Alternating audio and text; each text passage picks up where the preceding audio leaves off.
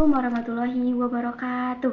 Halo Sobat UPI, perkenalkan nama saya Lutfi Nurfadilah dari Prodi PGMI Universitas Islam Darussalam Ciamis dengan nomor NIM 24070010026 semester 4 kelas B. Nah teman-teman, video kali ini dibuat untuk memenuhi tugas ulangan akhir semester mata kuliah pengembangan sumber belajar. Nah di video kali ini saya akan membahas terkait bagaimana cara kita itu untuk memanajemen waktu antara kuliah, kerja, dan juga organisasi. Nah, teman-teman bisa simak video selanjutnya. Sobat UPI, pernah nggak sih kalian ngerasa kalau menjadi mahasiswa itu kayak roller coaster, dikejar-kejar waktu hampir tiap hari?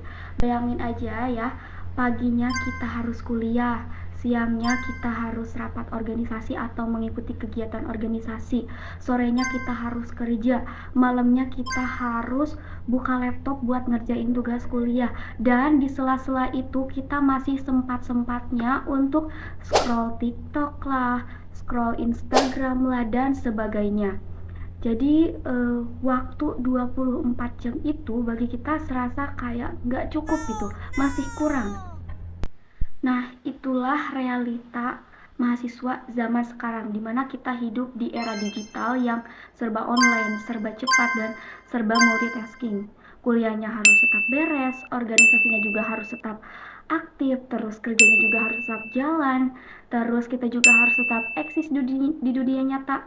Nah, tapi bagaimana cara semuanya itu bisa berjalan dengan seimbang? Nah, kita akan bahas bersama-sama. Yang pertama, itu teman-teman bisa menggunakan aplikasi digital. Banyak sekali aplikasi digital di Google Play Store atau App Store yang dapat membantu kita dalam manajemen waktu. Salah satunya itu ada Google Calendar, ada Trello, terus ada Notion. Nah, jadi kegiatan kita itu bisa terpantau lebih jelas lagi dan kita bisa lebih memanage waktu lagi. Lalu yang kedua, teman-teman itu bisa menggunakan metode Eisenhower Matrix.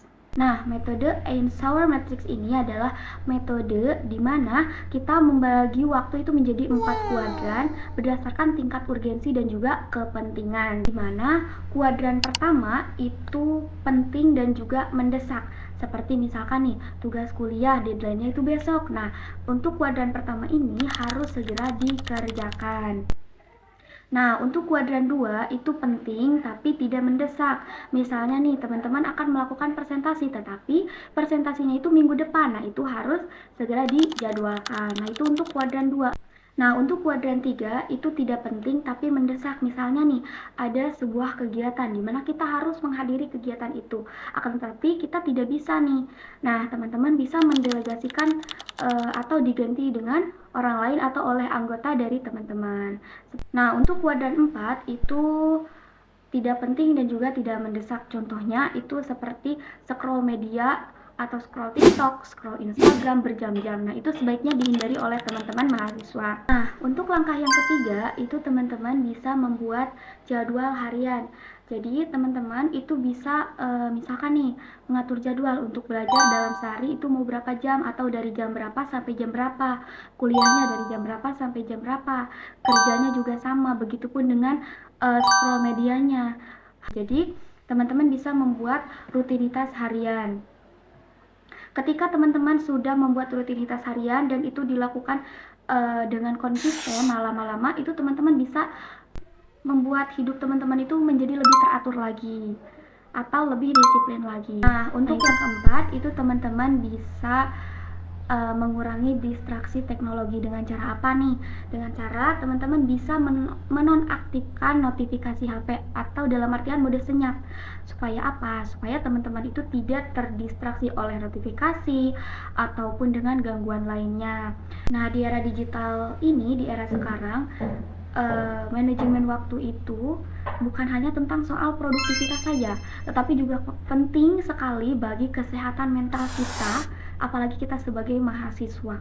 Nah, makanya penting bagi kita untuk mulai disiplin dari hal-hal kecil terlebih dahulu, misalkan dengan mencatat jadwal harian, terus konsisten terhadap rutinitas yang telah kita buat, terus jangan lupa juga kasih waktu untuk diri kita sendiri, karena mahasiswa yang bisa mengatur waktunya dengan baik, itu akan lebih siap dalam menghadapi tantangan zaman sekarang ya yang serba cepat dan serba digital ini. Nah, jadi teman-teman, manajemen waktu itu bukan hanya teori saja ya teman-teman, tapi ini adalah skill yang harus kita latih setiap hari. Mungkin sekian video dari saya. Semoga bermanfaat dan semoga video ini bisa memotivasi teman-teman semua. Mohon maaf apabila ada kesalahan, baik itu dalam pengucapan, tingkah laku, dan sebagainya.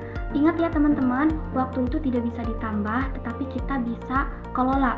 Sampai jumpa di video selanjutnya ya teman-teman. Bye-bye. Assalamualaikum warahmatullahi wabarakatuh.